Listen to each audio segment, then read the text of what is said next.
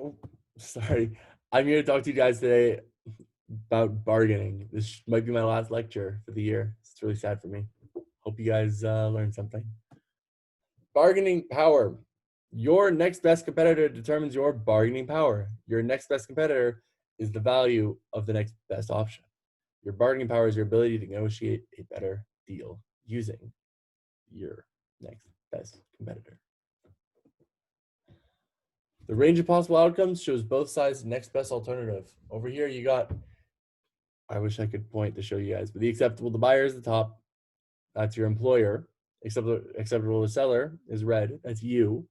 And you're working a job. 70,000 is your current salary, which is the lowest that you are okay with. 90,000 is the highest that your company is willing to pay you. So 70 to 90,000 is the range of possible outcomes acceptable to both you and your boss for potential salary.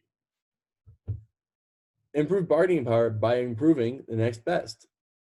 Say you worked for PwC, but now Ernest and Young might hire you, and they're willing to pay you 80,000. You go to PwC, you say, "I'm not working for less than 80,000. Ernest and Young is offering me 80,000."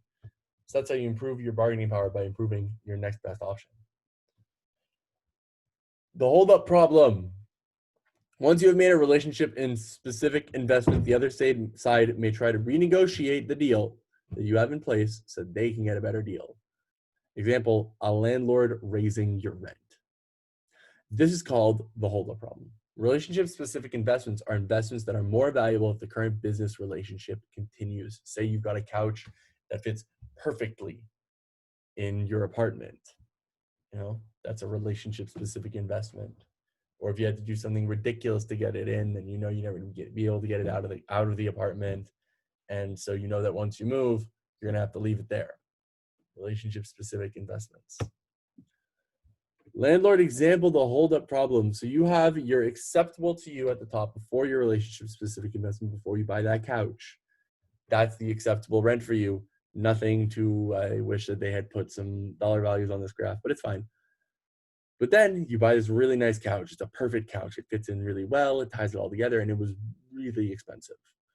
Like, you really, really shouldn't have spent that money, but you did because it was perfect, and so you did it. You got this perfect couch in the house, and you're never going to be able to get it out. Your landlord is happy to charge you more rent, and now that he knows you've spent this money on this couch, he knows you're staying for at least an extra year, so he's fine to raise your rent because he knows that you're now willing to pay more, and you have signaled that you're willing to pay more by making that relationship-specific investment. Many businesses need to make relationship-specific investments. Here are some examples. You can locate your factory close to your biggest customer. You integrate your inventory management systems that can communicate with the computer system used by your key suppliers so they can check your inventory. You invest in specialized machines that you need to meet the particular needs of a key customer, like a specific way to, so you make cars, you need a specific way to model the bodies. You need a specific tool for that because one of your customers buys so many cars. Or you train your sales force that they know all the technical details about the products that your company sells. That's a relationship-specific problem. It's really an investment that's really obvious. I like it. Holdup can lead to underinvestment. By investing more in something, it lowers your bargaining power. So example, you buy the perfect couch for your apartment, but then your landlord raises the rent on your next housing contract. Because you bought the perfect couch, you're more likely to stay despite the higher rent. So this works the other way around too. Say your landlord walks into your house. Your house, it's all miscolored, it's pink, but you've got this nice white couch. Down the street, new apartment building just got built up, and inside, all the rooms are white. Landlord can see that the couch very clearly fits through the door. He might charge you, he might not raise your rent next year, or he might even decrease your rent to keep you because he knows that you're about to leave because you bought that couch that would fit in so much better at somewhere else. How to solve the holdup problem? You write long-term contracts that commit both sides to specific terms for the duration of their relationship. In theory only. Your next best competition determines your bargaining power. Your next best competition is the value of the next best option. Your bargaining power is your ability to negotiate a better deal.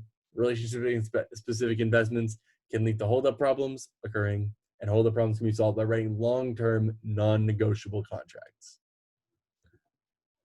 Thank you, and thank you for a great semester. How do you stop recording?